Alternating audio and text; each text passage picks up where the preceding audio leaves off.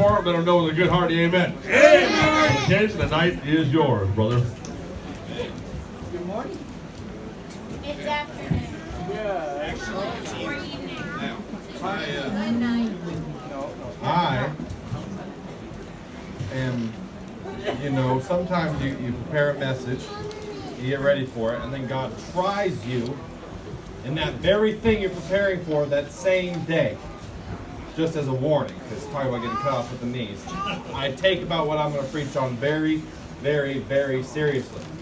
So I'm going to warm you up and then give you a truth. And I had to fight it today. Okay, I'm going to speak a little bit on depression today. And I had a very, very depressing series of events happen to me in a very short amount of time. I was given the wonderful opportunity, am I on, brother? Good.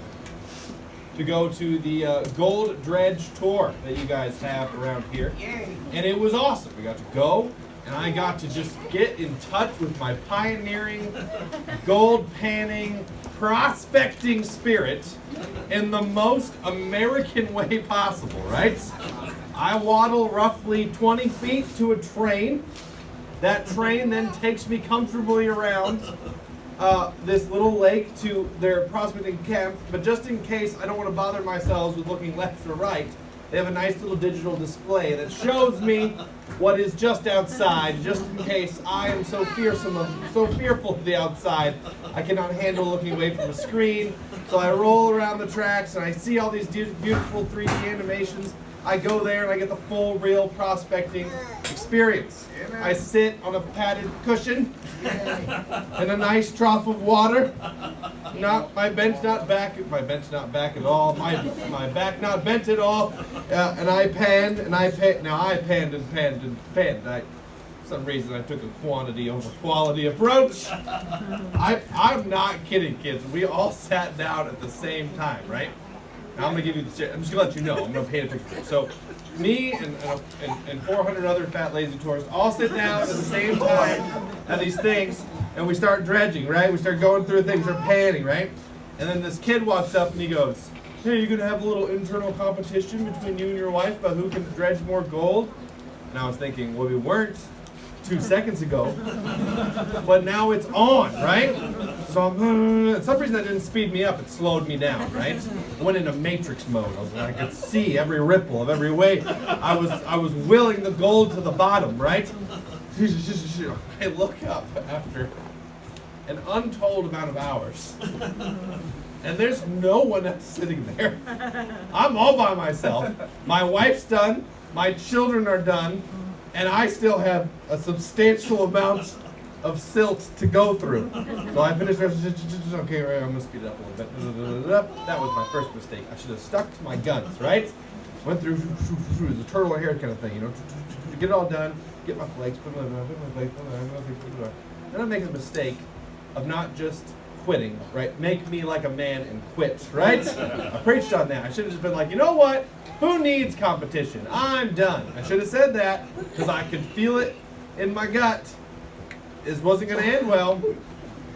I'm not going to give you the numbers. But out of my family of 5, I came in 4th. And the 5th one didn't try. Because she's a baby, all right? Although I assume she probably collected more gold on accident walking through the gift shop than I did panning for it. I was obliterated. I fell into the deepest, darkest depression that you could ever imagine. I was upset about it. We walked away with a few dollars worth of gold. We had a great time. And then again, just in case the prospecting journey had been too wearisome on my old wretched body to ride that train and walk into the store, they had fresh cookies and hot chocolate to help reinvigorate me. Some water from Bethlehem's well that could just get me back on my way. Got back on the train again, went about my day. It was a wonderful experience to see that whole industry and how it worked. Now, the only thing I missed out on when I got the chance to go there is that I wasn't here. And usually I like to be able to absorb and spectate what you kids do so that I can thoroughly embarrass you when I get up here, right? Fair enough. Because you think to yourself, well, I don't do anything embarrassing. Everything you do is embarrassing and cringy and ridiculous and makes me want to just throw up and run and laugh all at the same time. Which I don't know if you've ever done all 3 of those things at the same time. It's not a good combination, right?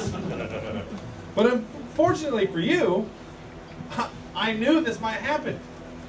So I, in advance, sent word to Brother Dave and said, I need to have some information. I need to know what I'm getting into.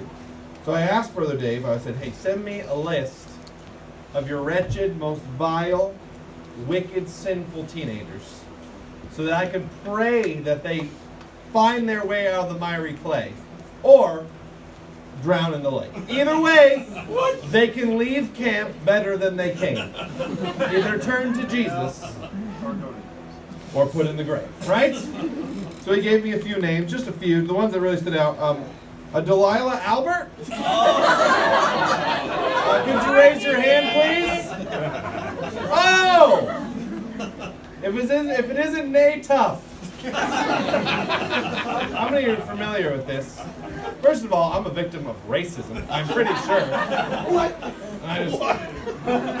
You're lucky that I wear a thick, insulative layer of white privilege to keep me from your hatred speech. But she's from a distance too. Like she spotted me in a crowd, right? And she's like, "Hey, you! I'm Nate Tough." I'm like, not a very flattering girl's name, but sure. Hello, Nate Tough. You're white fluff. Excuse me. And I just picked up my stomach and ran away, right? How dare you? I broke a sweat, laid down, got back up, tried again. I was deeply offended. So yes, I've been praying for you, Delilah. Also, a Dominic Howard Kazakhstan, right? Cadaver look? Hey, look, come here. That's about right. Yeah, it looks a little dead inside. That's okay. I've been praying for you, buddy. Want to try my middle name? No, I'm okay. Really, I'm not even worried about you, because I was worried about you, and then I met Delilah, and I was like, whoa! A whole new standard has been met. I believe it was Mark Sager? Sagor.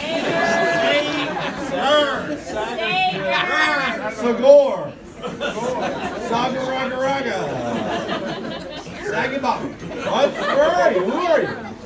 Are you in here? Again. Right there. Hey! Hey, I like you. You should get a new name. No, I'm just kidding. It's great. You're great. I love you, man. I love you, man. I hope that cream worked that I gave you. You've been having some trouble with that. Let's see. What else? Timmy Salzman. Whoa. That's the first one. He was like, I was not prepared for that. Why me? Come now, Lord Jesus, take me home. I'm not going to pick it up, right? God has done enough to you. I can see it. I can smell it. You don't need me piling it on, but I've been praying for you once. I've been trying to get you the help you so desperately need. I bought some weights and some Velcro, just in case the lake is what you need, right? It is something we can do. Now, let's go ahead and again get into this message here. I'm going to try to find some funny in the beginning of it because there's a few things, but honestly, I just want to focus on the problem. And it's a problem that I see. I mean, it's a problem that, well, honestly, this story we're about to turn to Job chapter 1. We're going to look at one of the oldest stories in the Bible, right? They believe that it is at a very, very, very old point in human history here that this has happened. And so, in some ways, we should find it comforting that if it can happen all the way back there, that there is truly nothing new under the sun. Depression is something that it is strong, it is violent, it is all-encompassing. And I find it interesting because I believe I'm going to try my best to take the thoughts that are in my head and try to paint an accurate picture to you so you can see it the way that I see it. But the easiest way, the way that I talk to my teenagers about it is that when someone is in the grips of depression, they are living, they are existing with a lack or an absence of meaning. They don't know why they're here. They don't know what they're doing. They don't see the purpose in any of it. And not everyone is there. I mean, there are people who wake up every day and know what they're going to do and know what they're about. And those people fall all over the spectrum. Some of them believe similar to us, some of them are way out there, but yet they wake up and they know what they're doing. To wake up with that lack of meaning can immobilize someone.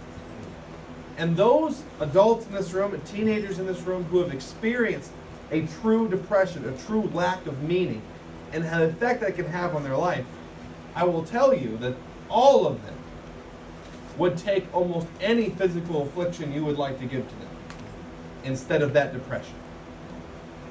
That is what it is. I've been there just a few times in my life. I'll talk about one of them tonight. Of a moment where you say to yourself, I would take any amount of pain to not be feeling this right now, because what I'm feeling is almost nothing at all. And I hate it more than anything I've felt before. I want to go through this story because this story that we have here, this truth, this history that we have, I hope that it comes alive to you like it came alive to me, so you can see it.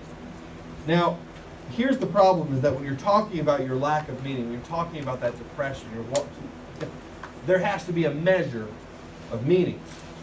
So we're going to go through here, we're going to read some of Job chapter 1.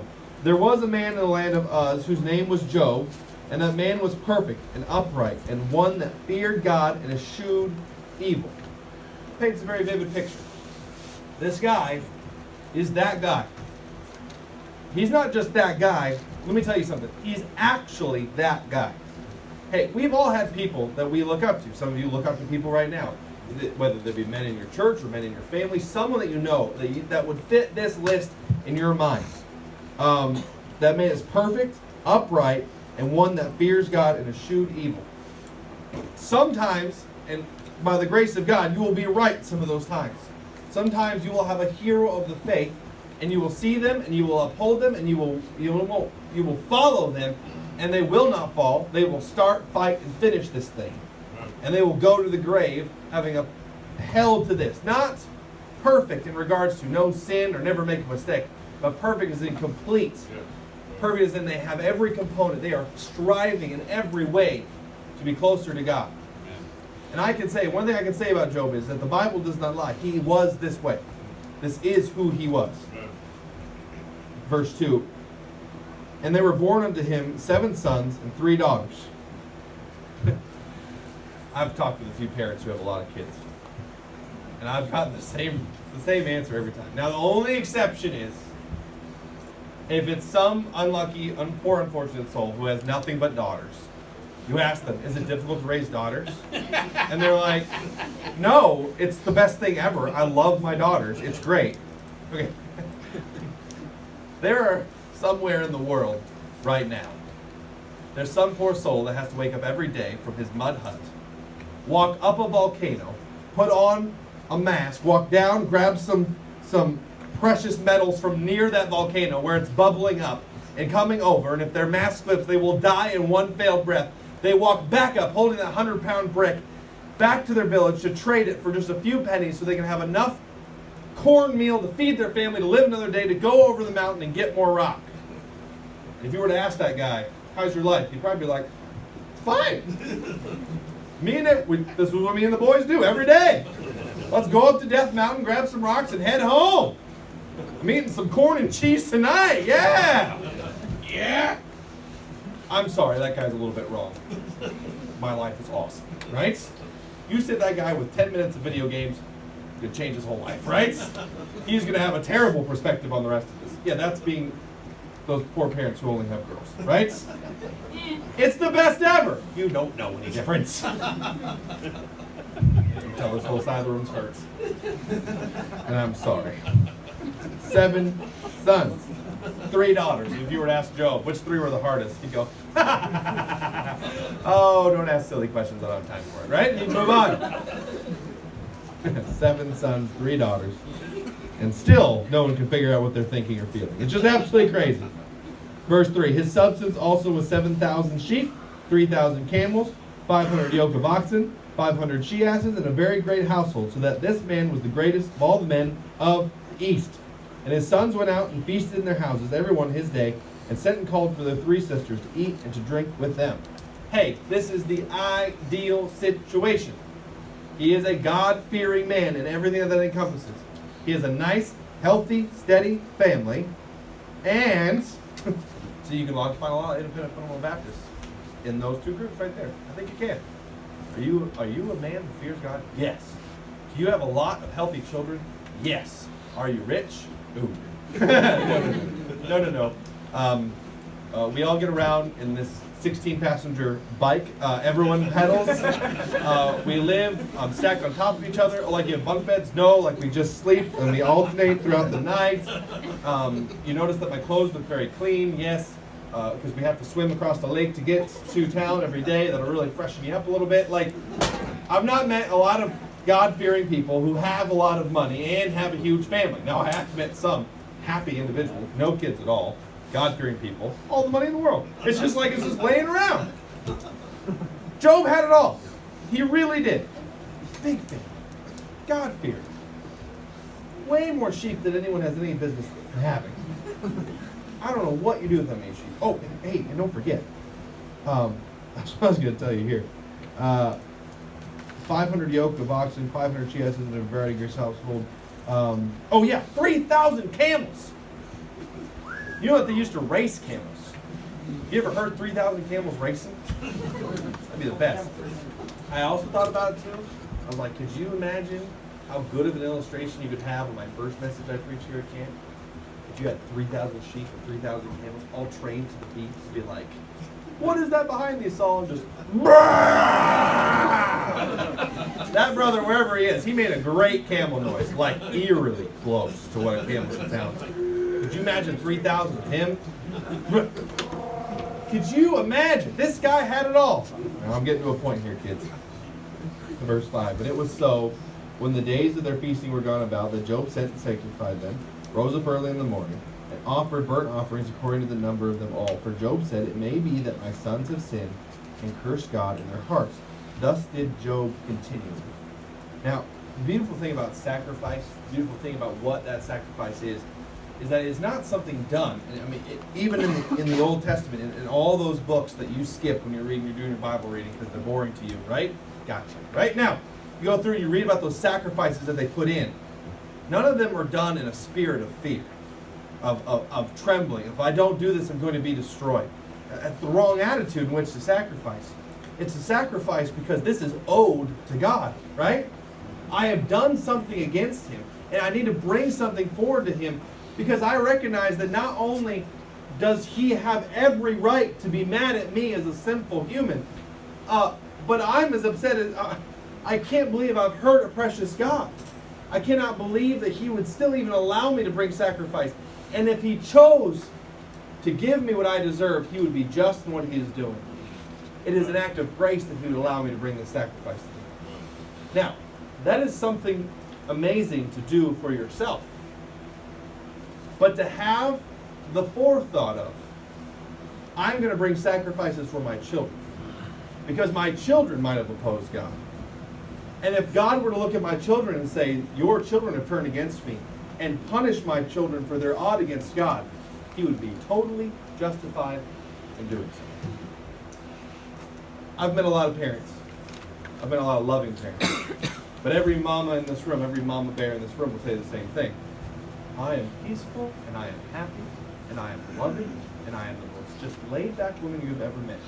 But if you touch my children, I will disembowel you with my bare hands. And then make a spectacle of you in the town squares, so that everyone knows you leave my babies alone. You're sitting there like your babies are 65. What'd you say? Right? The same lady from the last story, chopping them off with those psychopaths. Give me that knife. Right? Hey, that's how moms are. That's how parents are. Right? You can yell at me, you can get upset with me, you can talk bad about me, but go ahead and say something about my kids. It's not going to end well. Hey, but Job had a level of respect to not just submit himself in humility to God and His holiness. He said, even if my kids were to defy my God would be right in doing what He needs to do. So just in case my kids have crossed my God, out of respect for my God and a love for my kids, I will make sacrifices to my God and say, please don't give my children what they deserve. That's me, every parent-teacher conference, like all the time. Your children are horrible. I know, I live with them. What are you telling me about my kids being bad? Please don't kick them out, because if you kick them out of school, they go home with me. Please don't do that to me, right? I'm begging you. You need more money? I'll give you my money, right? I'll just give you whatever it takes. I know a very good druggist. I can get everything worked out for you. Now he knew this. He practiced this. Verse 6. Now there was a day when the sons of God came to present themselves before the Lord, and Satan came also among them. I want you to see this. This is my one funny I got. So look at this. Verse 7. And the Lord said to Satan, whence comest thou? Then Satan answered the Lord, and he said, from going to and fro in the earth, and from walking up and down in it. If you don't see any funny in that, you don't know what's going on. So maybe we'll paint you a little picture. Right? What do we know about Satan up to this point? Right? Satan, he leads a little bit of a revolt. He's like, hey, I want to be in charge. God's like, God, it's in the name. I'm not going to give you the job if I wanted to. I'm so sorry, Satan. And he's like, no. And he cast out Satan, and then, like, what is it, a third of the angels, right? And they get put on Earth. Now, I like Earth. You like Earth? I think we're all a big fan of Earth, right? Now, this isn't an Earth Day speech, right? I was sitting there just today, and he was talking about that pipeline, right? And they were talking about the miles that they did, and then when you go through the gold drills, about like the Earth that they had to destroy, and they had to like demolish 100 feet of Earth to get down to the gold underneath. Burn it to the ground. Pump every last. I want Alaska to shrivel up, and then we're all going to be on our boats made of pure gold, and we're going to ride them into California and take it over. Like, so this is not an Earth Day speech, right? Don't get me wrong. Capitalism is beautiful. Don't get me distracted on all that. But I like being on Earth. I like that God gave it to us. We're here. We're living on it. It's great. From an angel's perspective of, being in the presence of God, knowing everything, like maybe not knowing everything God knows, but those guys get to see some things and do some things and have some freedoms that we can only look forward to on the other side of eternity, all right? They have they've got unlimited potential. And I think that again, I have not seen nor ear heard, right? Like, the things that they already know that we can't understand being confined on this earth is going to be amazing. All right, so let me paint you a picture. Let's see, who am I? All right. Come on. What was your name again? Mark? I know your name, not your face, bro. All right, come on, get here. Mark, right? Let's just say, for the sake of argument, Mark's gone to prison. Okay? What did he do? I mean, look at his face. I think we all kind of know a little bit, right? I'm not going to say it. But go ahead and step right outside into prison. Okay? You're in prison, right? Now, I'm going to let you use your imagination. Poor Mark's in prison. Tiny little cell. Gets a lot of solitary because it's just mouth. Hey, baldy, come here. And that female bodyguard's like, oh, I had alopecia. Bam! Right? Now, some of you get that. Now, heathens, wicked. Now, we're back, Holy Spirit. Here we go. He's in jail. Right? Now, I am going to be the judge in this situation. Right? Now, when judges are in the courthouse, what do? It's not your question, they judge, right? Some of you are like, it seems too easy. I don't know. They're judging, okay? When they're done judging, what do? They eat. They go home. No, they eat. Home is just a prerequisite for eating. That's all we're doing there. They go home. They go bowling. They go shopping with their wives. Or they try to not do that, but whatever. And they go hunting. They go fishing. And they shoot things that move. And then they take out their insides and eat them. Like all the beautiful things that make America great, the judge does. Let me paint you a picture. The judge comes back into court one day. It's all judge, right? He's sitting there. He goes, yeah, okay, yeah, we all here? Okay, you're there. Okay, prosecutor. Oh, is Mark here? Mark, come on, Mark, come on. You know you come to this meeting. Yeah. Hey, Mark. Hey, what you been up to? Now, you see why that's a funny question? Because Mark's sitting there thinking, yeah, I've been in a 3x3 cell with barely enough room to lay down in. And I've been going to one corner and being like, ooh, the corner. Another one, ooh, the second corner.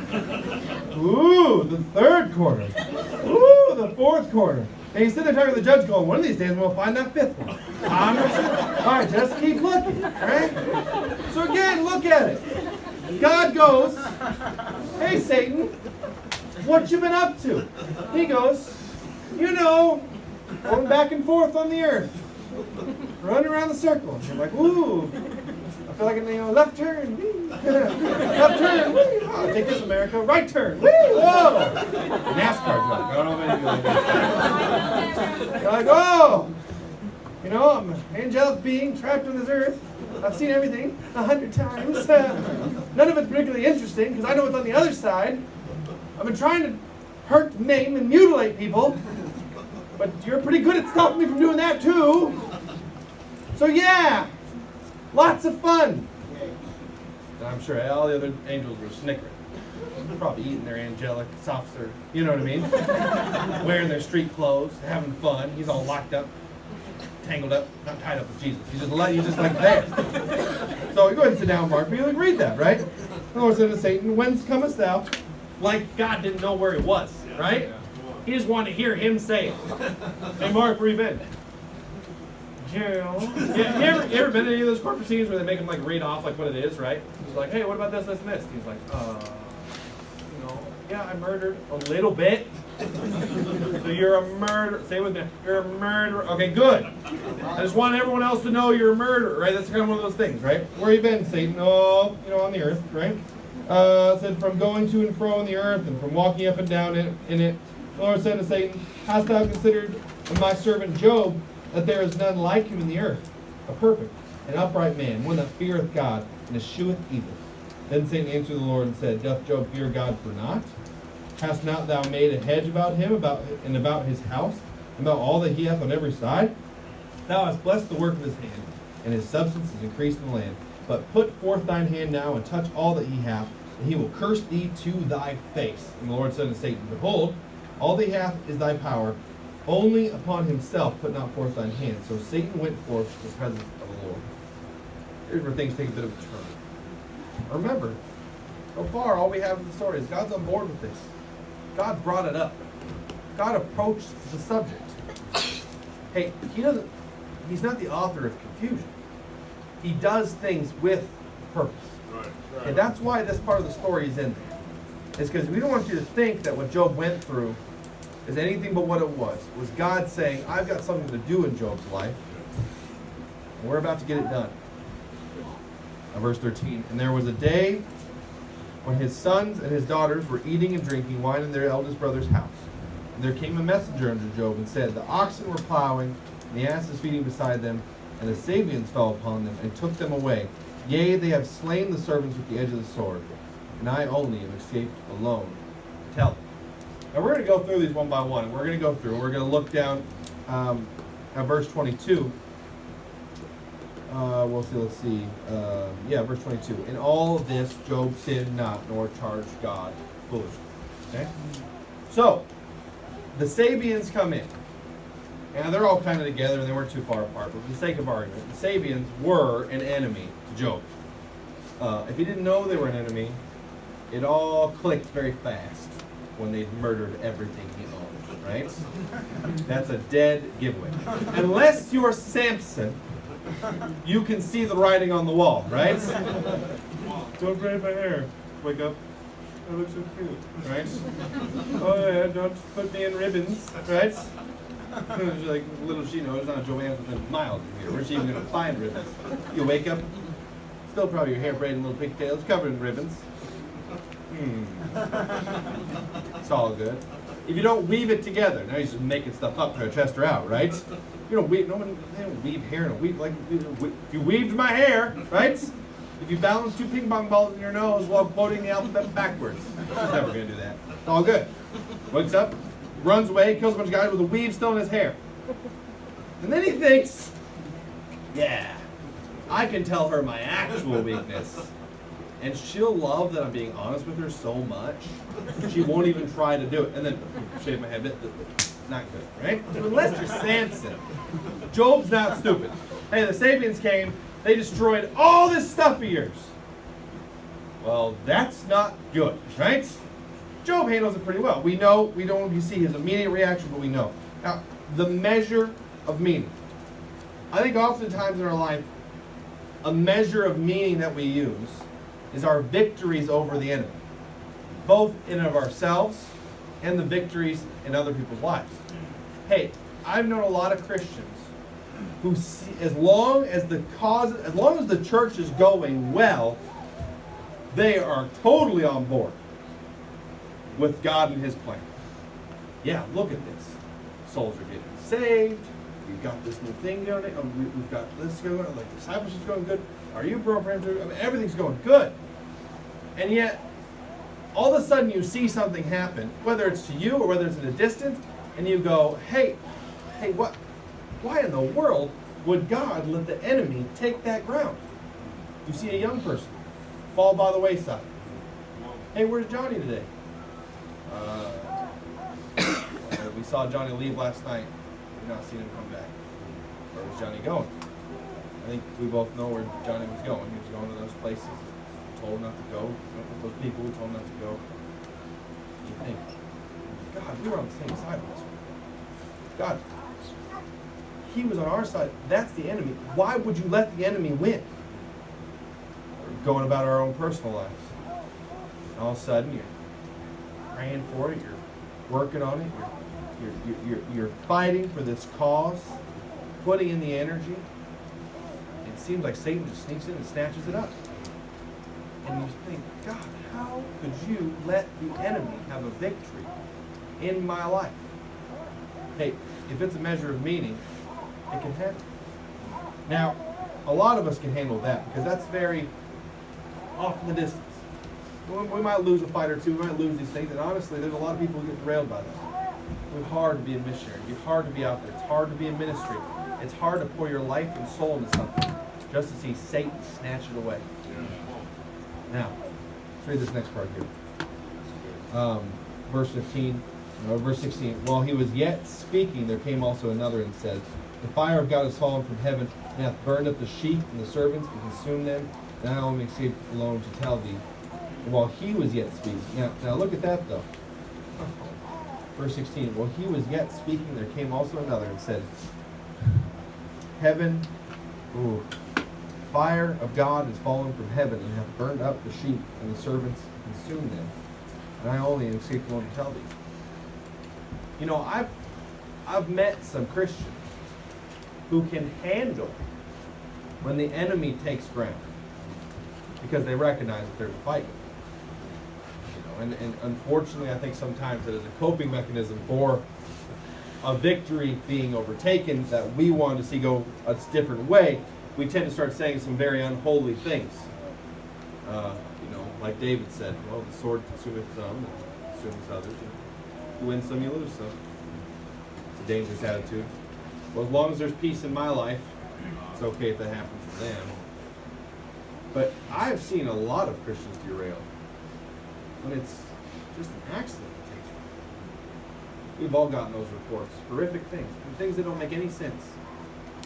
Hey, you know that good, godly young lady? She's at every teen rally. She's at every camp. She's at every conference. She's there every Saturday morning. She is the epitome of faithfulness. She just got cancer. She got the report today. No, those aren't the people who get cancer. The people who smoke their entire life are people who get cancer. People who decide to take a job working in the radiation field, standing on top of nuclear plants, those are people who get cancer. People who talk about people who get cancer.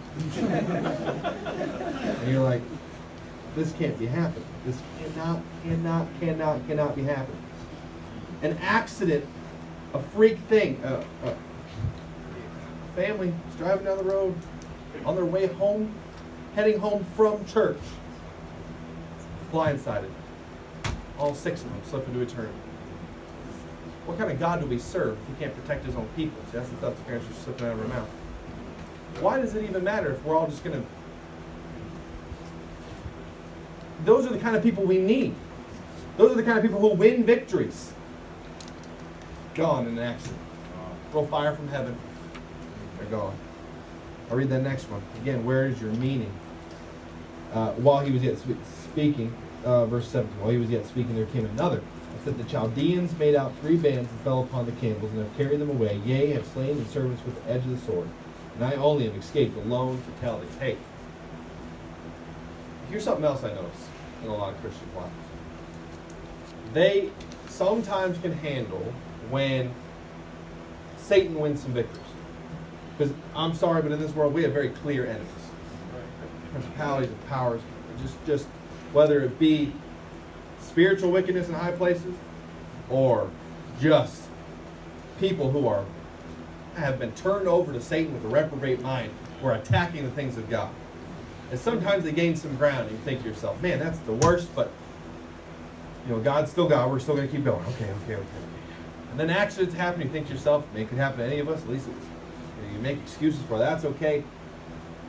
But then, what tends to happen too is I was reading this, I was studying this, I was looking at it, and where Job was is in Uz, and the Chaldeans lived very, very, very close. They were like right next to each other. And I'm sure that the Chaldeans didn't believe exactly the same way that Job did, and I'm sure that things were probably a little tense and that there were some disagreements, but hey, they were neighbors, they were close. There was a common good between them. And that common good could have been where Job kept his safety. Hey, now you're all teenagers. Some of you would probably have some very strong political opinions. Some of you would have strong political opinions and no actual knowledge by which to back it up. It is just what you've heard other people say, so you shout it as loud as you can. That's a whole other message in and of itself. I know a lot of adults who operate the exact same way. But the fact of the matter is that there's a lot of adults that I see who they say to themselves, you hear those conversations, America is not what it used to be. No, it's not. They just keep messing up our political system. They keep indoctrinating our children, and they keep just allowing, and I'm done with all of it. You're done reaching the lost. You're done ministering. You're done serving in your church because the lost people who live beside you act like lost people? Yeah, come on. Hey, a lot of you are the same way in your schools. Hey, man, we got a little Christian club, things are going good, you know what I mean? None of them, I invite them, and as soon as one of them does something to you, and they write something profane, or they, heaven forbid, physically attack you, and then let you know, hey, just because you're one of those Jesus freaks, you go to that weird church downtown, you think to yourself, no. Hey, these are my neighbors. We've worked together on good before. I've been in need and they've helped me. They've been in need. I've helped them. The common good is what keeps us connected. I see a lot of Americans get derailed because the lost people around them start acting like lost people. Hey, the Chaldeans were his neighbors. I'm sure a few sheep have gotten out a few times and the Chaldeans brought them back. Hey man, you lost your sheep? There you go. Hey, if I lose my sheep, you bring them back. It's just one of those things. We take care of each other as a community. We're part of this, part of something bigger. Alaska's a great big family. And then they're sending you letters that say, hey, if you don't shut down your church, we're going to come in and we're going to take you, we're going to make you shut down your church. Hey, I saw some people strengthen through COVID as their governments turned on them and listed church as a non-essential activity, but left the bars open because people got to drink. I saw a lot of adults all of a sudden go, they're not worthy of my time. And they fell into this funk and this depression and this anger because they lost their meaning. Because their meaning was caught up in the common good. Hey, we're all part of this thing. We're all working together. I do it my way, God's way, you do it your way. We're all working to the same goal. Be careful what your meaning is tied up, these measures of meaning. Hey, this is where things start to get a little more difficult. little more personal. Verse 17, while he was yet speaking, there came, verse 18, while he was yet speaking, there came also another, and said, thy sons and thy daughters, eating and drinking wine in their eldest brother's house.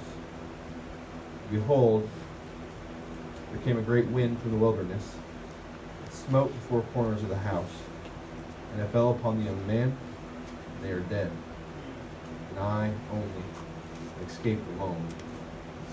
Tell me. There's a lot of people whose meaning is tied up in their heritage. And children, this goes both ways.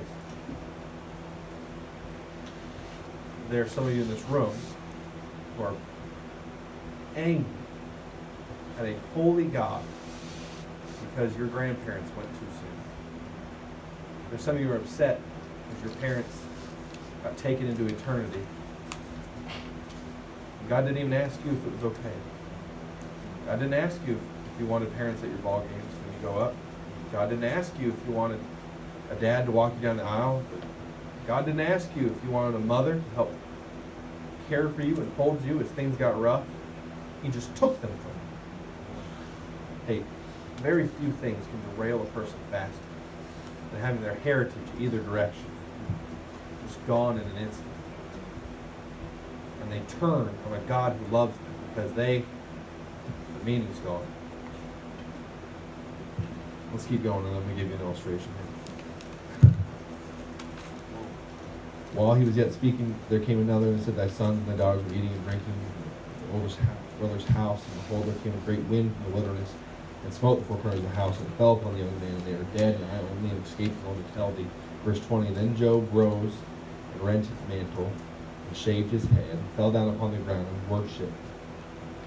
Worship is God. Hey,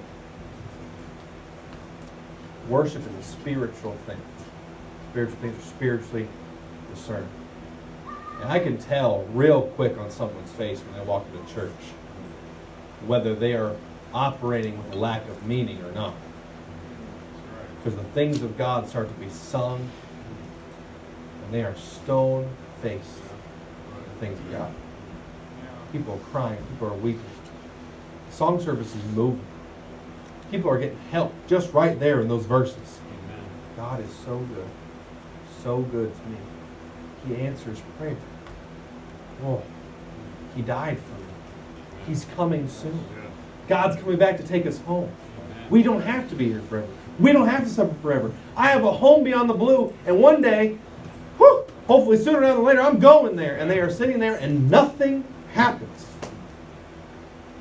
Hey, whether you can worship or not is a great indicator whether that depression has taken hold.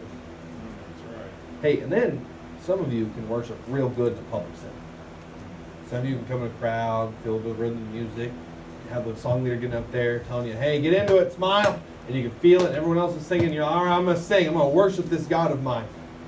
And you get home, you sit there, and you know what you should do. You know you should pray, you know you should read, you know you should worship privately, just to your God, in your closet alone. You can't because you're mad at a God. Because he took something from you, because you're having a lack of meaning. Now, I'm going to read a few more things here. Let's go on to verse chapter 2. Again, there was a day when the sons of God came to present themselves before the Lord, and Satan came also among them to present himself before the Lord. And the Lord said to Satan, from whence comest thou? Where you been, Satan? Satan answered the Lord and said, from going to and fro in the earth, and from walking up and down in it. And the Lord said to Satan, hast thou considered my servant Job? That there is none like him in the earth, a perfect and upright man, one that feareth God and escheweth evil. And still he holdeth fast his integrity, although thou movest me against him to destroy him without cause. And Satan answered the Lord and said, skin for skin. Hey, which one of us in this room would not go to save ourselves first? Which one of us in this room? The walls can fall down, the fields can burn, things can go real bad. But as long as I feel okay, I'm okay. Then he says this next part here, skin for skin. Yea, all that a man hath will he give for his life. Hey, I could take away even more from him. In fact, I've taken away about everything I couldn't possibly think of taking away. But you know what? I bet you if you take away his health, you take away his body, you take away his ability, he'll turn on you. He'll turn away in a heartbeat. Now, keep reading here. But put forth thine hand now and touch his bone and his flesh, and he will curse thee to thy face. And the Lord said unto Satan, Behold, he is in thine hand, but save his life. So went Satan forth from the presence of the Lord, and smote Job with sore boils from the sole of his foot unto his crown. And he took him a potsherd, scraped himself withal, and he sat down among the ashes.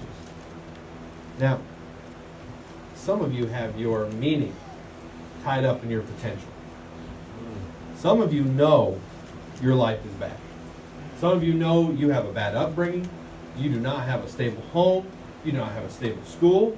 Some of you know that you have things working against you, that you got a short end of a stick. But you think to yourself, I can change things. I know I can. I know I can. I know I can. Even you think of Job sitting in there, right?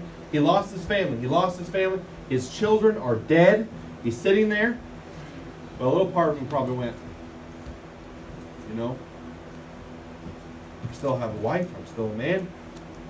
I might be able to get some more kids. I enjoy the one. You know what? God gave me the ones I had. I enjoy that.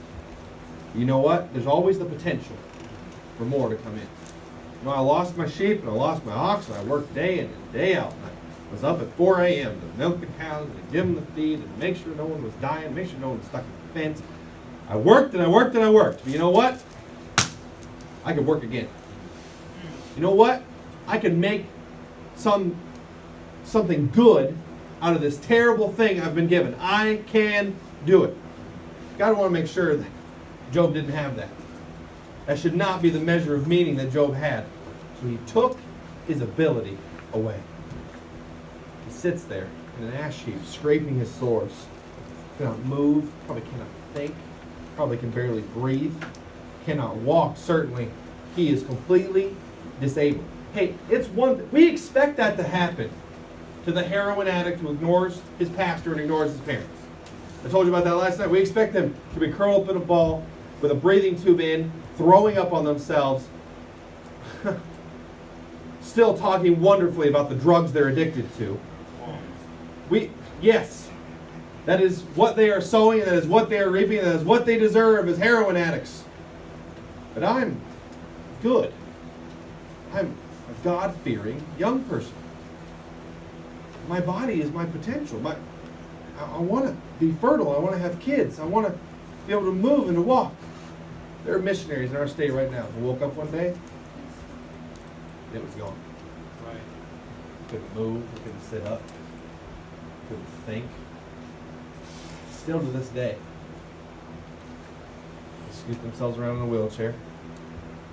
Where once they were vibrant workers, men of God, going to the deepest, darkest reaches of Alaska, and now they're confined to a chair.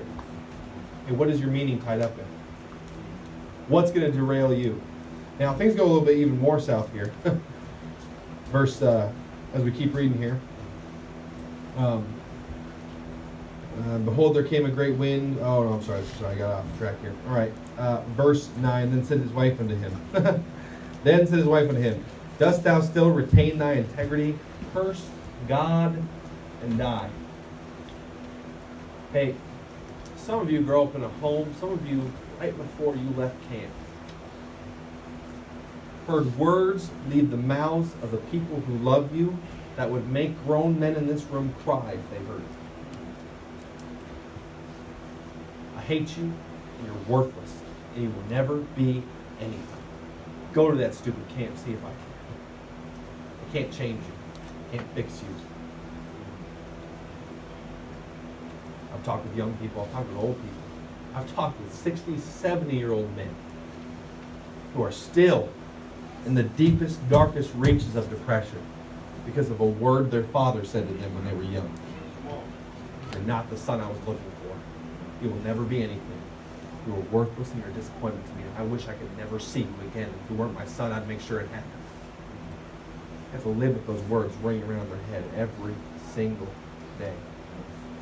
Some of your meaning is tied up in the support you have around you. Some of you come from great homes. Some of you, your parents are almost too loving. You feel smothered to death. But what if God took them away from you? What if your own mother turned on you? What if your own father turned? What if your siblings turned their back on you and cursed you and said, I wish you were dead? They didn't just say it passingly because you ate the last banana. They meant it. You could tell they meant it. Measures of meaning. Now we're not going to read all of it, but some of Job's friends come. And some of Job's friends start to sit down with him. They sit down and they say, all right, Job's kind of going through a thing. We're going to sit down, we're going to listen. We're just going to sit here. We're not going to say anything.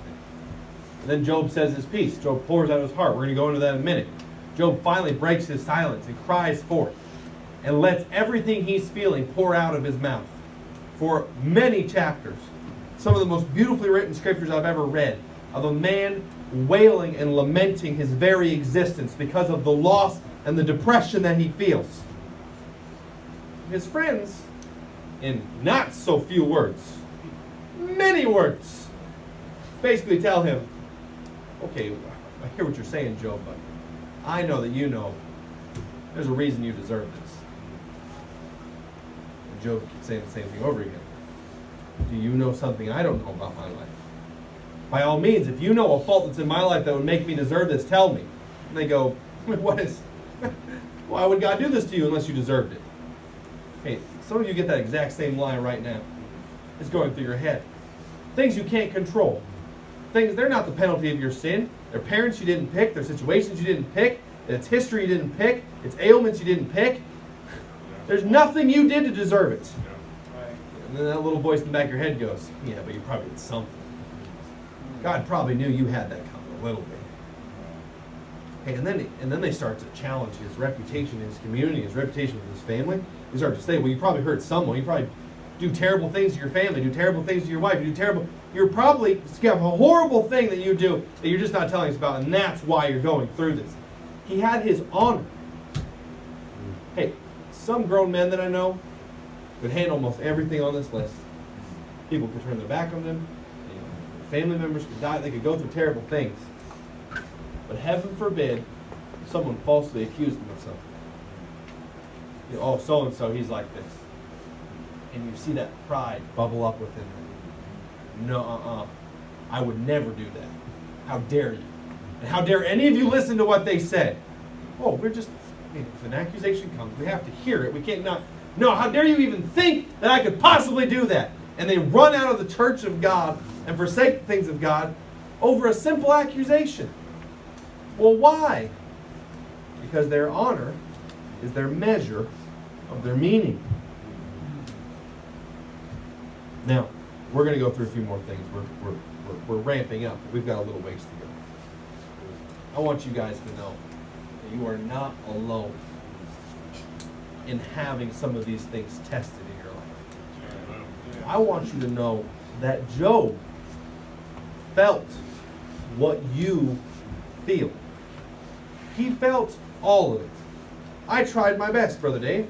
I was going through and I was reading. I took every chapter where Job was lamenting, just talking to himself, and he's talking to his friends, and he's talking to God. And I started writing down those sentences that I've heard teenagers say. And I got about through an entire sheet. And I was only about 2 chapters into what Job was saying, with probably another 20 to go. Hey, if there's a thought that's ran through your head, it might not be word for word, but it is in here. Job felt it. The first thing he says, we're going to read a little bit of it, chapter 3. After this, his friends sat around him. They weren't listening. They sat with him in quietness. After this, opened Job his mouth and cursed his day. And you'll notice he did not curse the Lord. He cursed his day.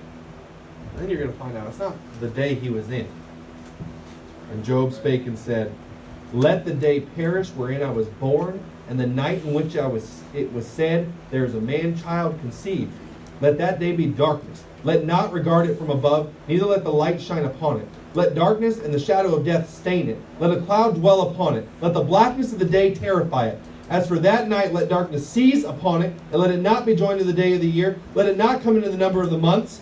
Lo, let the night be solitary. Let no joyful voice come therein. Let them curse it that curse the day, who are ready to raise up their mourning. Of the stars of the twilight, therefore, the dark, let it look for a light, but have none. neither let it see the dawning of the day, because it shut up not upon the doors of my mother's womb, nor hid sorrow from mine eyes. Why died I not from the womb? Why did I not give up the ghost when I came out of the belly? I wish I'd have never been born. If I had a nickel. For every teenager I heard say that. And then you hear that, and you hear it rehearsed to you, and you think to yourself, oh, just a stupid thing teenagers say. Job's a grown man. Job's a grown old man. But Job has had his meaning challenged. And he sits there. I mean, look at it. He says, I wish I'd never been born. I wish I would have died in the womb. I wish I would have never been conceived. I wish my birthday wasn't on the calendar. I wish that year had never happened. I wish that no one who enters that day, February 7th, 1993, would feel any joy. And they could all feel the pain I'm feeling right now. Why do I even have to be here? Why was I born? Yeah, that's the first one, kids. Why was I born? It's more than I can handle. He goes through and he basically says, this is too much. I want to go. I need to die. It's too much. I can't handle it. He goes on further. I've done enough. I'm done. He starts to bark a little bit. I had a good life. I had kids. I had a family. I worked good. I served God. Did you hear that, God? I'm ready to go. I had a good family. I had good kids. I served God. I did my part. I served you. Did you hear that, God? I'm ready to go. Why spare you my life? I had a good life. Now it's gone. Every last measure of it is gone. No kids, no family, no work, no anything. My wife hates me. Just take me home. Why am I here? I've done enough. He starts to talk about why would God oppose himself? Why, God, would you attack someone who serves you? I've done nothing but serve you. Why would you shame yourself? God is out to get me. Immediately it changes. He shifts back and forth. Like every wailing, crying, depressed teenager I've ever heard. You get to the point where you're saying things that contradict yourself in this never-ending loop of sadness and pain. God, we're on the same side. Why would you attack me? I've never been on God's side. He's always been against me. This was his plan all along. He just set me up so he could tear me down. He gave me everything I have just so I could be a spectacle to the world of what God could do. He's an angry boy with a magnifying glass trying to light ants on fire just because he can. No. This one. I'm not good enough. I did everything I could. Right? Read that. Verse 1. He was perfect and upright, one that feared God and eschewed evil. I did everything you asked me to do. I rejected every temptation. I went to every church service. I didn't look at those things. And later on he says, I didn't even lust after a woman in my heart. I controlled and did and followed every precept you gave me, God. I did everything you asked for you to rip it away from me in a moment. I'm just not good enough. I could have done more. I don't understand. I knew this would happen. There's some verses in there where he basically says, he goes through and he says, I always knew in the back of my mind this was going to happen. And you hear that a lot. Men sitting there, they don't know why their wife is upset with them, why their wife has left them, why she's took the kids. In the back of his mind he goes, you know what? Looking back at it, this was always going to happen. What an accusation to bring before a holy God. None of this means anything. None of this means anything. None of it means anything. The death is the death. The life is life. The money was the money. The no money is the no money. The children are the children. The no children is no children. You know what? I just want to die. I'm just done. I mean, all of this was meaningless. There's no reason to let it go on. I'm done. You know what? It was all this big exercise in vanity. He probably had nothing to do with any of it. I'm just out. I'm just done. He goes through a whole chapter with this thought. I poured my life into others just to have you take everything away from me. He goes, I serve. He talks about when he would walk through the streets, young men would fear him. and the weak would come to him for help. That he never saw a poor person he did not assist. He never saw a man in need that he did not help. He served everyone he met. He was humble, contrite, and a pillar of the community. In every way he could, he helped every way he could, and God still took everything from him. And then the last one, and the one that I think rings the most true, I don't deserve this. Again, he's bouncing back and forth. I could have done better. I could have done more. I could have done more sacrifice. I could have spent more time. I could have raised my kids better. And then he goes on, he goes, you know what? I did just fine. I don't deserve this, God. Now again, he goes through all this. Here's what I want you to know before I go into this last part. I don't think that you're feeling these things, or that is some evidence of sin. All right? I mean, if you're feeling, there might be some exceptions to that rule. But I do believe Job was a perfect man. Job was human. Job saw something happen to him that he did not understand. And he needed there to be meaning behind what happened. And he goes, I got to make sense of this. And he spends almost 40 chapters talking and rambling and confusing and beating his head against the wall and pacing up and not getting any sleep and saying, I just need to make it all make sense of why this could happen to me. You're not feeling this. You are not less than anyone else in this room because you have said these things to yourself. Right. Because you've thought these things. Come on. You're confused and you're looking for meaning. And you're simply saying, I want to know why it happened. Yeah. Yes. And God's put you in that position for a reason. Because He wants to show you why it happened. Now, my wife and I'm going to tell you a funny story of one day. Okay? I love my wife to death. And I will tell this story with liberty because she's not in the room. We'd been married about a year. We were, we just moved into our new house. We moved 2 years. Married 2 years. Just moved into our new house. And I walk in, and I had a long day at work, and we still had boxes everywhere. And I come to the door, and I kind of like been a little stressed out. And so I say what any husband would say. I'm like, hey, how's it going? And she looks at me and she goes, you packed the Glade plugins wrong. Like a continual dripping. Excuse me? You packed the Glade plugins wrong.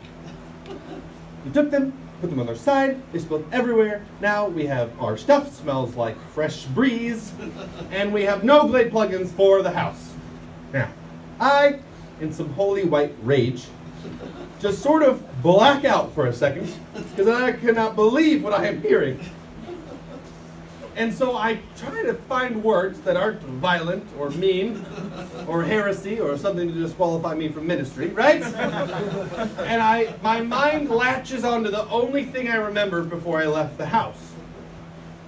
And I ask in all politeness, with the softness of a dove, did you pee on the stick? Now, you're like, what does that mean? Is that some sort of saying in your house? No. Before I left, she said, I think I might be pregnant. I'm going to take a pregnancy test, right? And I'm like, oh, okay, great. So then I go there, and that's just how my mind formulates the question of, did you take the pregnancy test? I shout that across the room. Did you pee on the stick, right? Now, you just hold up. You think my part's bad? Just listen to this. This is what I hear back, like clear as day. Yeah, I'm pregnant. I sit there and I'm like, you're pregnant with our first child. And you led with, you packed the Glade plugins wrong. That was your sneaky way of getting to this point? Like you knew I was going to, like what in the world? Well, I forget all of it. We're happy as a clown. I'm like a little schoolgirl, right? I'm like, there's going to be a baby, a real human, just flesh and bones, and love me. I want it, right? Like, this is great. So I go through, and I'm like, yeah, all right. the baby, we're gonna have the baby. Great, we go to bed. She's so excited. We're laying in bed. She's like, right, sitting there, I'm sleeping. I like, right? And I'm sitting there, and she's just kind of like hitting me. I'll buy you new ones, right? This classic husband line, right? I'll buy you a new one, right? And she just like won't stop. I'm like, what is wrong? And I turn over, and her eyes are rolled in the back of her head, and she's foaming at the mouth, and she's having a full grand mal seizure. Look at her. Whoa. So, like I'm trying to figure out what to do. So I'm like, I was more agile then. So I'm like, I hopped over to the side. I'm like sitting there, and I'm like, I don't know what to do. I'm gonna turn you. I'm worried about you. Try your jaws and make sure you're not like swallowing your own tongue. I don't really know about that. I know that there's a side to put you on that can help you, but I don't know which side. I can save you or I can kill you with one flip. And so I go, and like she finally stops having a seizure. She just stops.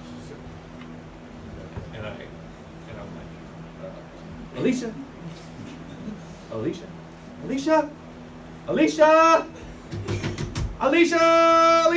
Allie! And she's, ah! And she goes out, and she goes, and she goes back to sleep.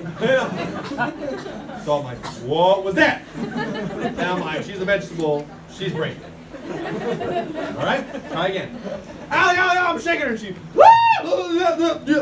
back down.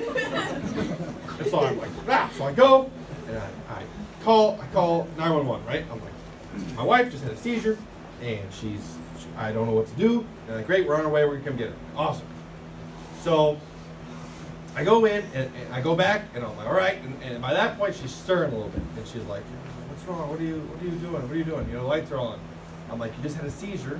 The ambulance is coming. You're gonna go to the hospital. And she goes, now, to her credit, she goes, Caden, you sleepwalk an awful lot. I don't think I had a seizure. I think that you just saw some things. Now, she's not lying. So I stop and go, ooh, I hope that's not true. And I'm pretty sure you had a seizure. So let's go, right? So we get out to the, she's in the living room. She's still like, I don't think I had a seizure. I think I'm fine. I think everything's good. And so then in walks the ambulance, right? So she's right there. Yeah, that's the one. She was dead 2 minutes ago. You should have seen it. Right? And they're like, all right, well, we're gonna take her to the hospital. We're getting things checked out. I'm like, great. He's like, go grab some of your stuff. You can ride with us. So I go grab the stuff. Come back. They're gone. They kidnapped my wife, and they charged me for that.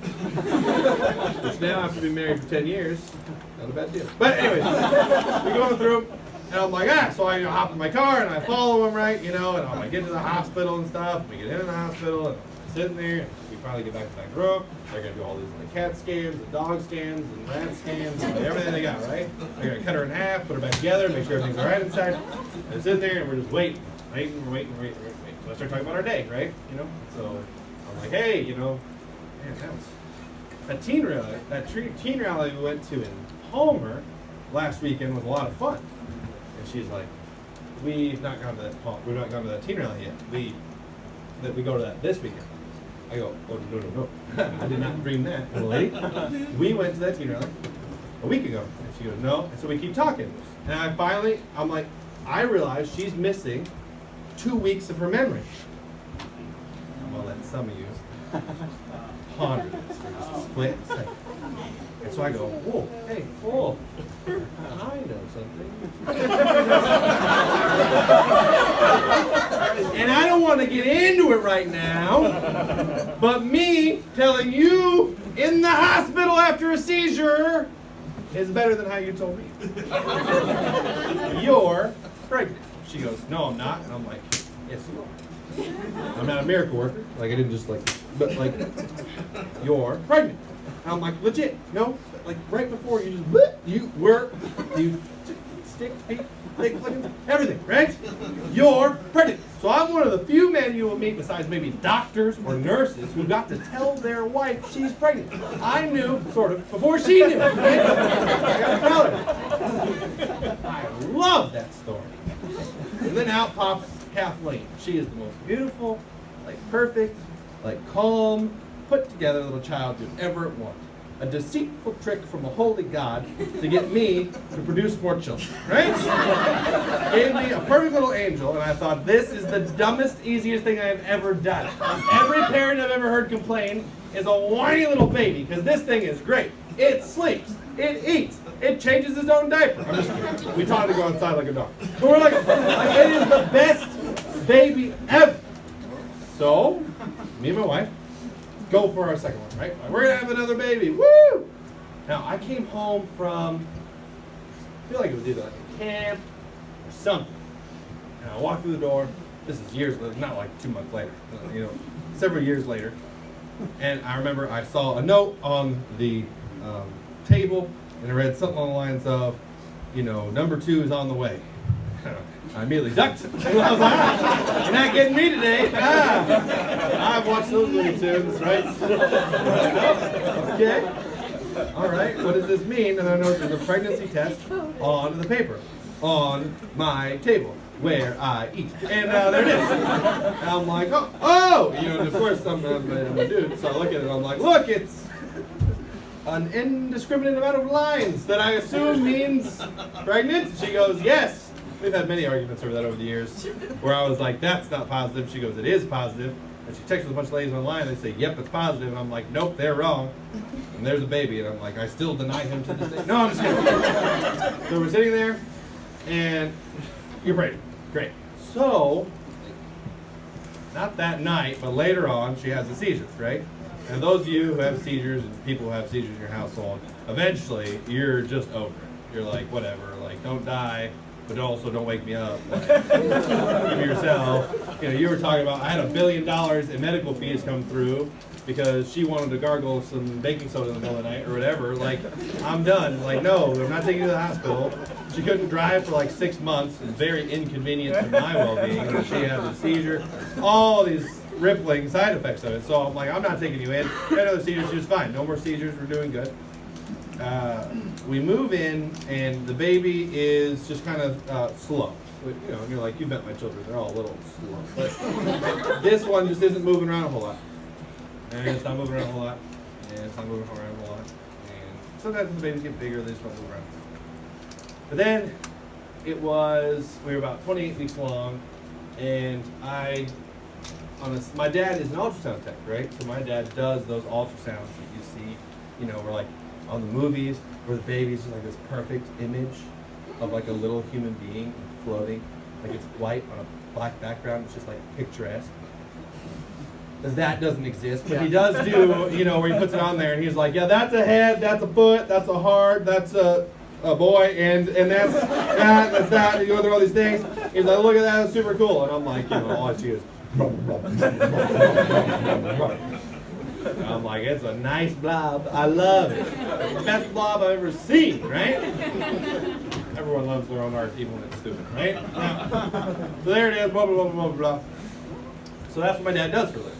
So it's Sunday afternoon, and I'm like, hey, let's see if Dad can sneak us in. We'll get a little peek at the baby, make sure everything's okay.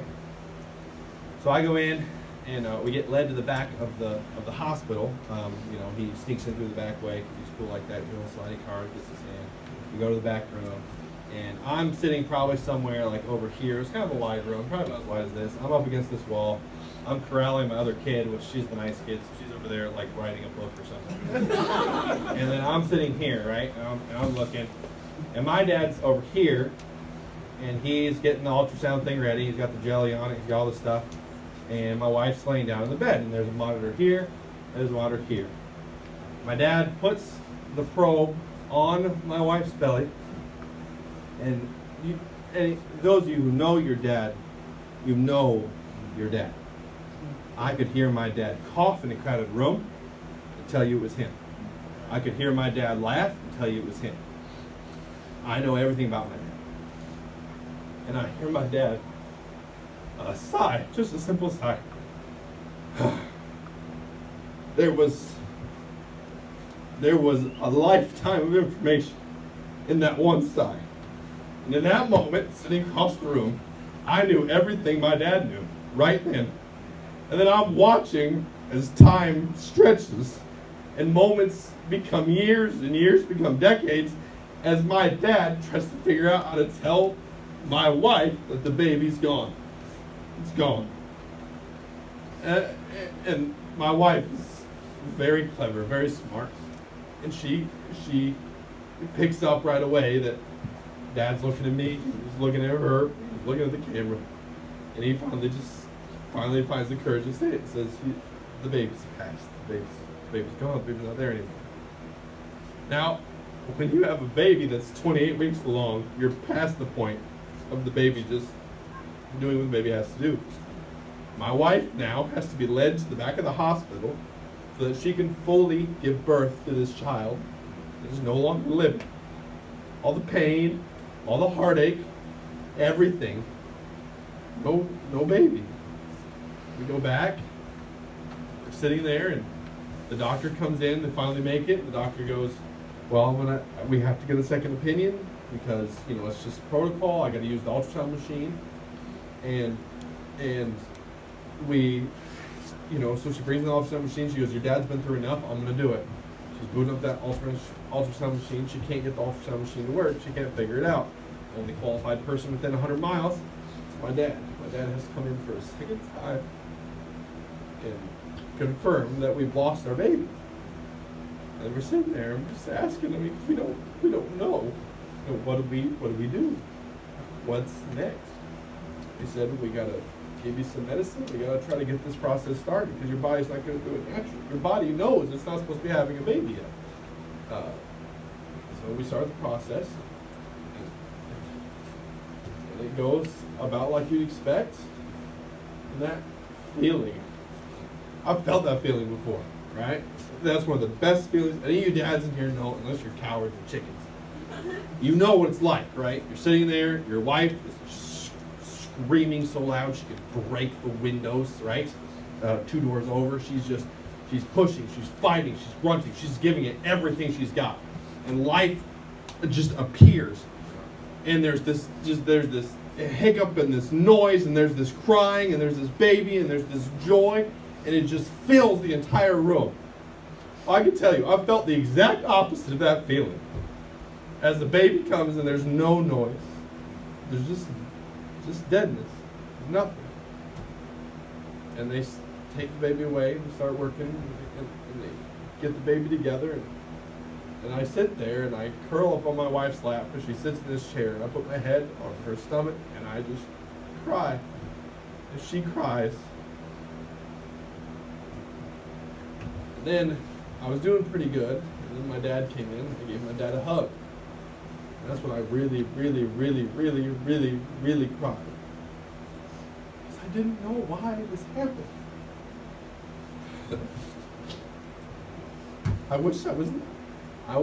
I would rather not be born than have to feel this right now. It's more than I can handle. I've done enough. I'm done. Why would God oppose himself? I serve you, God. I'm faithful for you, God. I've changed my whole life to fit your ministry. Now you've taken my child from me. I'm not good enough. Could have done better. This is my fault. I could have prayed more. I could have given more. I could have done more. I could have done something to keep this baby alive. I don't understand. I knew this would happen. I knew it. None of this means anything. It's the point of it all. I helped others. I did everything I could. I don't deserve this. I don't deserve this. Hey, what is the measure of your meaning? What is it that you use to give yourself the worth that keeps you going in this life?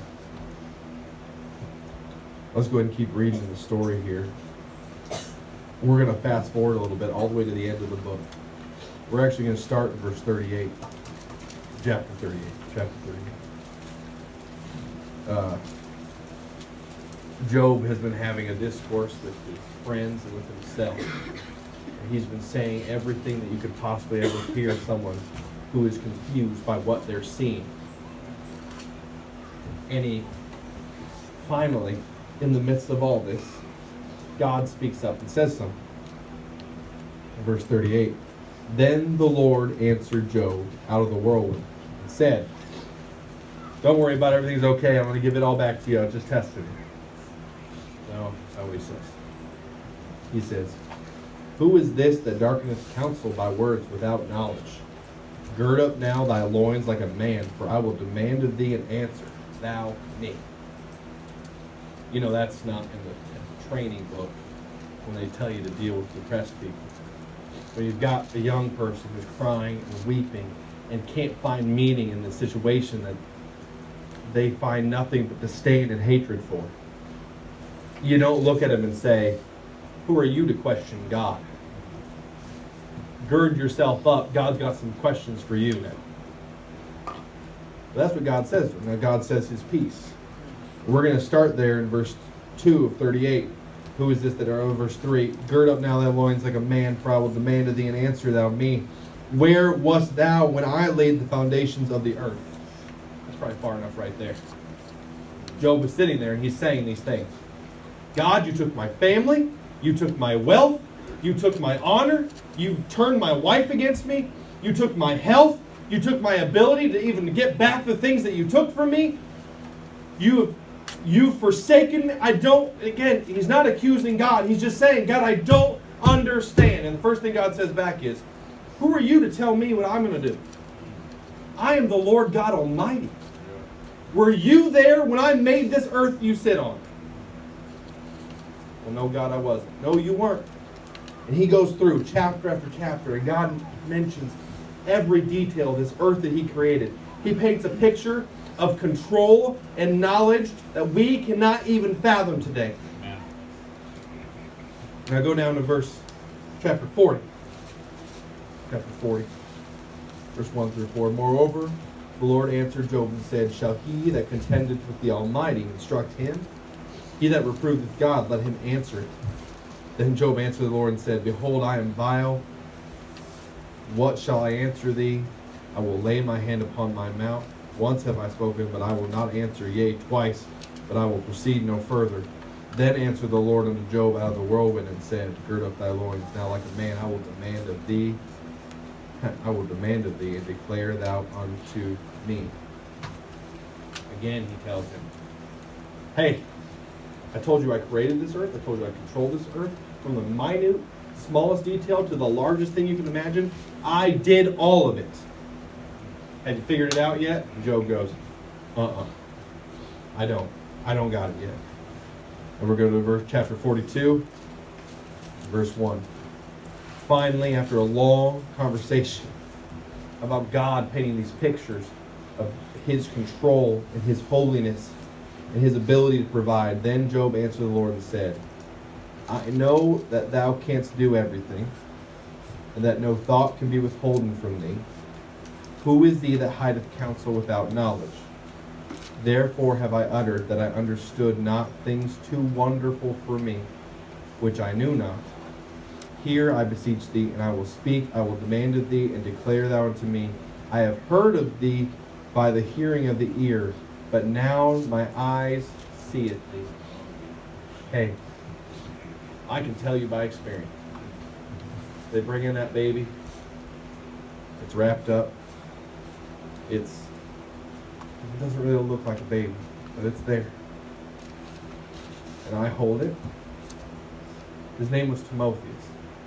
I'd had Timotheus written in my Bible for years. It's still in there. I thought the name was pretty. I didn't call him Timothy, call him Tim, call him all these things. But Timotheus was big, it's kind of obnoxious, it's powerful. I wanted a boy named Timotheus. I wanted my first boy to be Timotheus. By the grace of God, my first boy was named Timotheus. It's just not with me. I'm holding him in this moment, my Timotheus, that I wanted. And I love my baby girls, and I make jokes about girls. It's because you're fun to make fun of, but it's just, every dad knows you want a boy. You want something that's going to aggravate you, upset you, and frustrate you. You want something you can be aggressive with and throw against the wall or chuck up on a roof. You want this little thing that'll be just like the good parts, the bad parts. You want to raise a little man. You want to raise a little leader. You want to raise something, that potential of what a young boy can be to a father. Because I don't think like a girl thinks. I think like a boy thinks, and I know what a boy should be, and I know what a boy shouldn't be, and I know what a man should be, and I know what a man shouldn't be. I want to make this little thing better than myself, and I hold it in my arms, and none of that's going to happen. This is it. This is the closest I'll ever get to that. And I'm holding it. My wife holds it. And my wife looks up, and I've not heard her say anything in a long time. I've seen her cry. I've heard her ask some questions. Why did this happen? Why do you think it happened? But we're alone in this room, and my wife looks up. She goes, I think we should pray. That's big of her. Because I kind of wanted to talk to God, but I kind of wanted to talk to God like Job had been talking to God for a few hours. I don't deserve this. I wish I was dead. Why couldn't you have taken me instead of him? I would have gladly gone to the other side, and you left my boy in this world. She goes, no, I think we should talk to God. I hear my wife pray. I hear my wife pray, thank you, Lord, for this son that you've given us.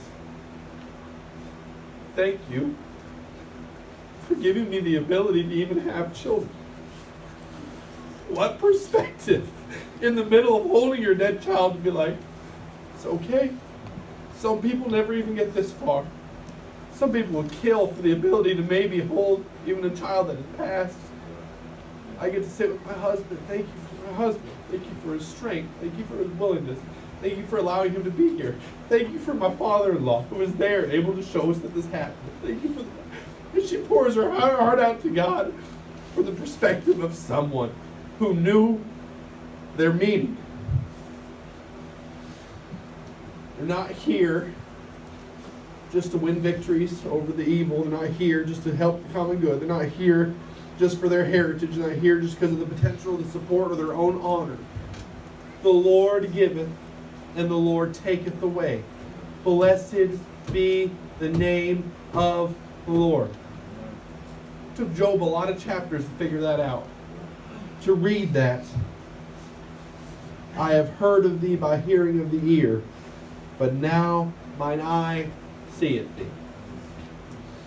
Now, verse 6. Wherefore I abhor myself and repent in dust and ashes. Now that seems like a really intense way. Again, that's not going to be in the booklet, right? Hey, this world has their solutions to your depression. And it's the same as mine. Find your meaning. They will tell you, find your meaning within yourself. You are special, you are perfect just the way you are, and you can do anything you put your mind to. Hey, if anyone could fit that qualification, it was Job. And he found himself with nothing.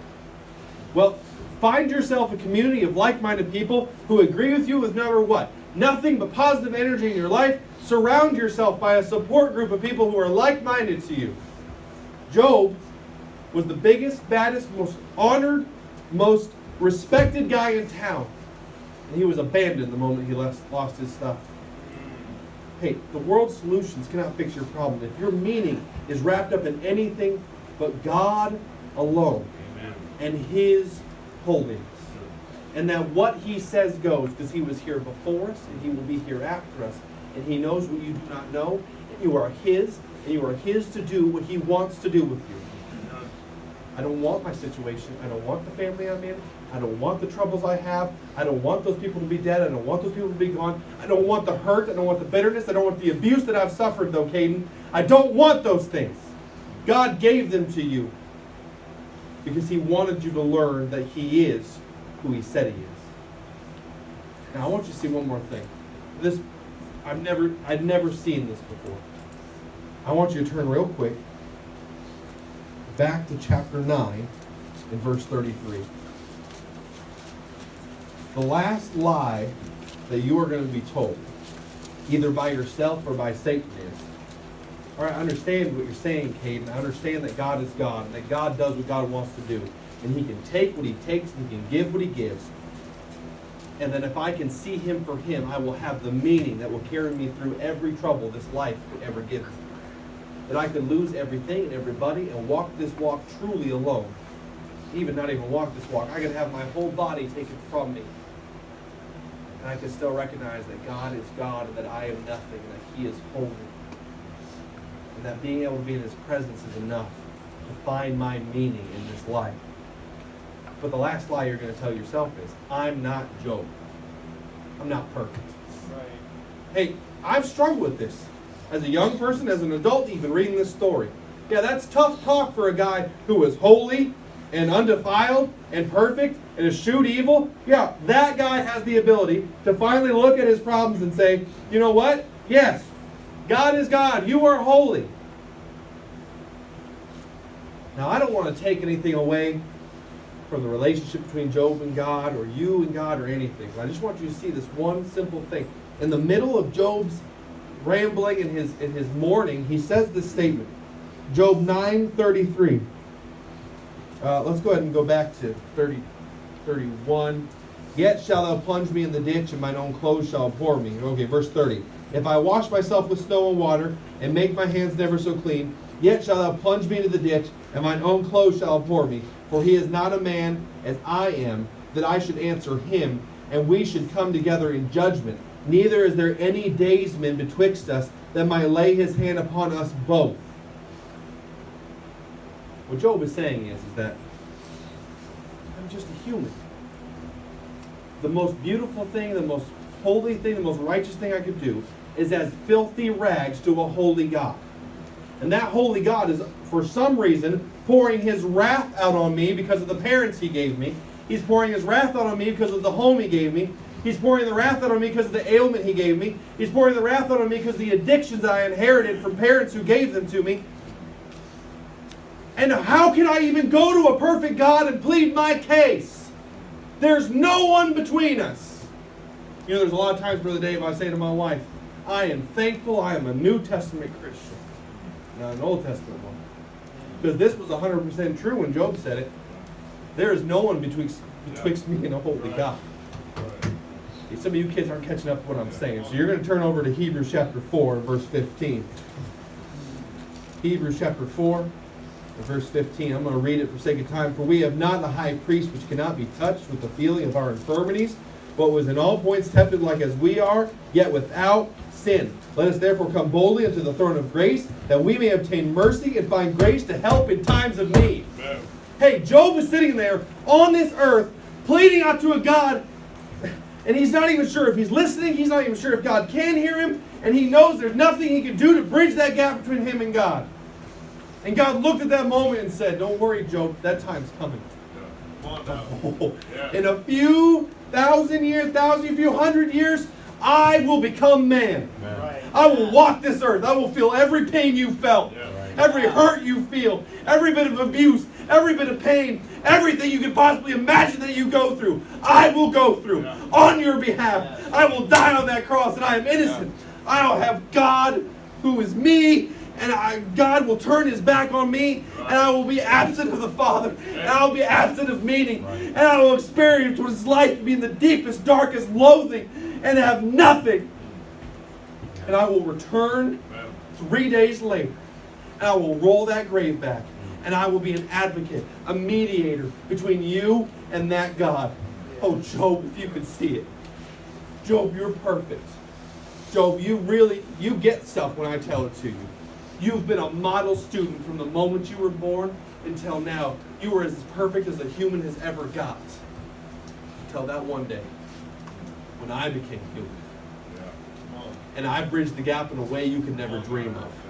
So that these wretched, imperfect, hurt people whose lives are full of sin and lives are full of imperfection, and we are nowhere close to what Job could be. Job had to do it basically alone. We have a Jesus who did it for us. Right. You think to yourself, I'm not Job, I'm not perfect. I can't overcome this, Caden. That bitterness will never leave. This hurt is too much. Jesus goes, I already felt it. I've been through everything. And I'll help you in a way that Job could only dream of. But you have to recognize that God, Jesus, and what He's done for you, He is holy, whether you understand what He's done or not.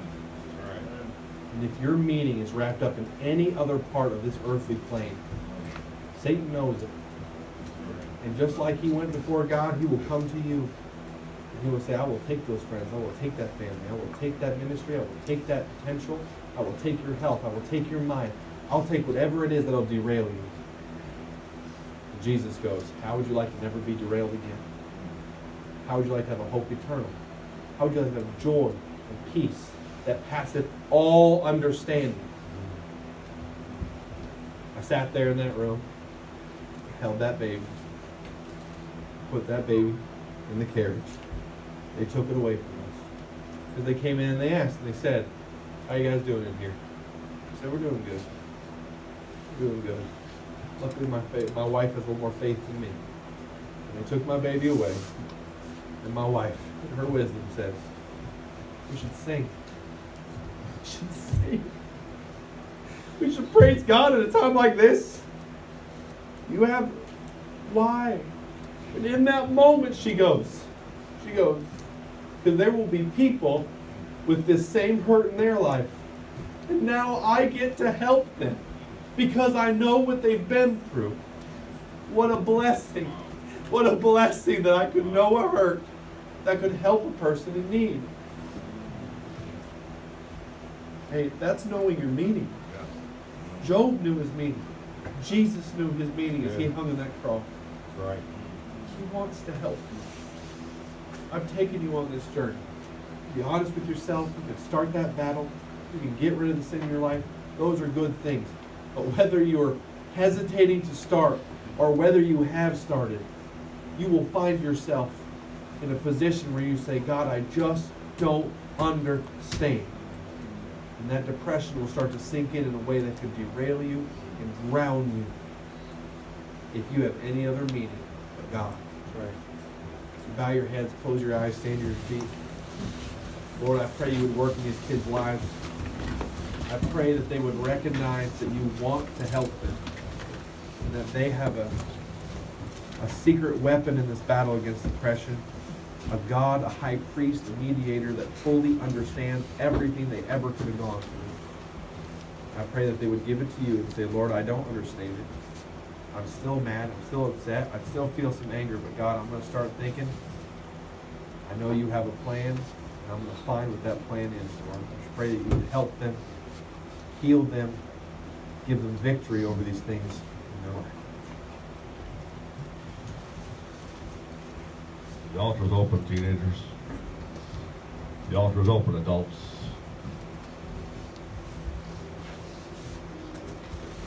What God do in your come all the way to the front. If you come to the altar, come all the way to the front. Make your way to the front. All the way up forward. Don't block the aisle. Let people through. Come all the way up.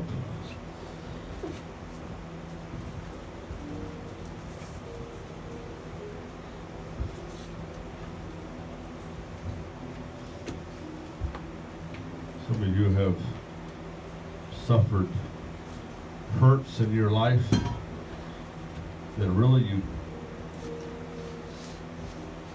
would have a hard time describing to somebody.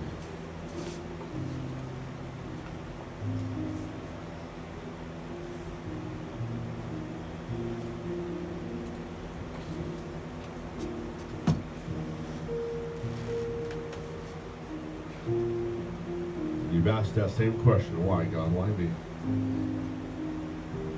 Why does that happen to me? Why my family?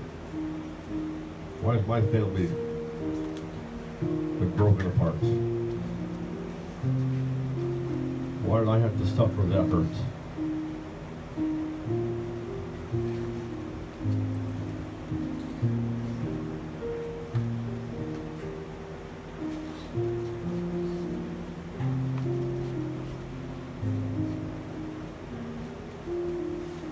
You're going to go through those hurts, blaming God, doubting God, being angry, or you're going to go through those with that peace that passeth all understanding. He knows. Jesus Christ knows where you're at, teenager. So, well, Brother Dave, he doesn't know what I've been through. I was rejected by my family. My own mom didn't want me. My own dad didn't want me. You don't know the pain I suffered. The Bible says he came unto his own, and his own received him not.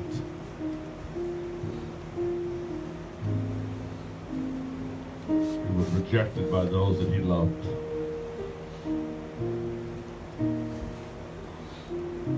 There may be somebody in your life that God's allowed you to go through a difficult time because there's somebody in your life now or in your life in the future that he's going to need you to be able to wrap your arms around them and say, hey, I don't know exactly what you're going through, but I know I've gone through some hurt.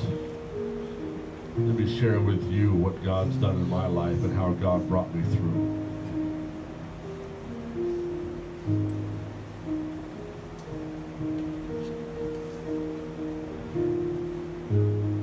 Apostle Paul tells us in Scripture that God allows us to go through some things so that we can then turn around and help other people go through the same things and share with them and show them and help them with the same help that God has helped us.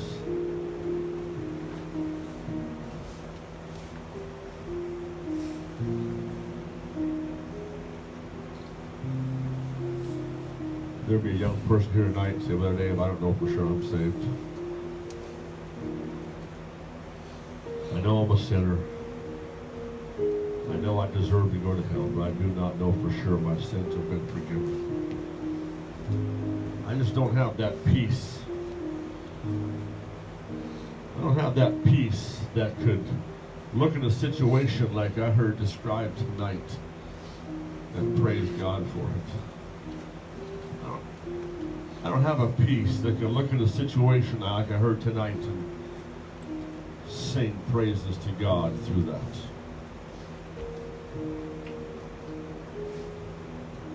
Would there be anybody here tonight who would say, Brother Dave, will you pray for me? I don't know for sure I'm saved, but if I could know 100% for sure, I'd like to know that for sure.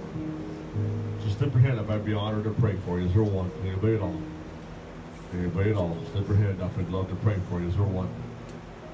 Anybody at all? Say, Brother Dave, that's me. That's me. If I could know for sure my sins are forgiven, I'd like to know that. I want that peace. Anybody at all?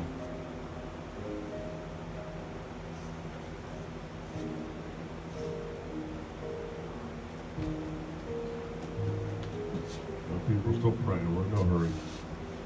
Take your time.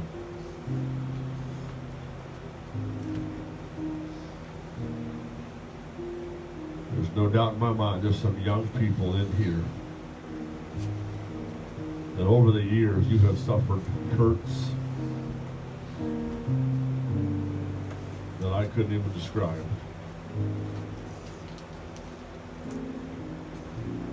God wants to help you walk through those, comfort you through the Scriptures, encourage you, and give you victory and allow you to come through that difficult time so you can see God for who He is and love Him more and praise Him more and be used by God to be a help to somebody else.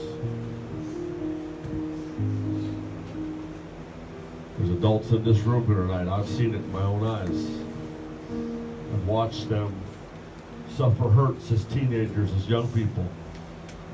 They've used those same hurts and the pain that they felt and the help that God gave to them to reach out and help other young people with their hurts.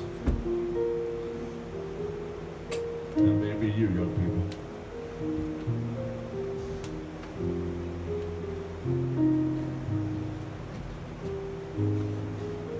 Lord, I thank you for the testimony we heard. I thank you for Job's testimony we heard tonight.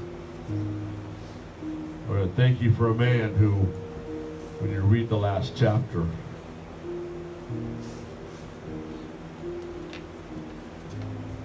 He went through a very difficult time, but thank God there was a chapter 42. God blessed him for his faithfulness through the trial. And he had 10 more children.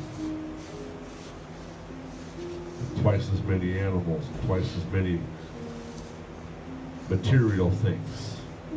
His wife was still there with him. And you blessed him for his faithfulness through that trial. Lord, I'll be honest, I've never had to face anything like what Brother Caden and Miss Allie have faced. I've not faced anything like what many of these young people have faced. Lord, I believe you know my heart. And for whatever reason, you would allow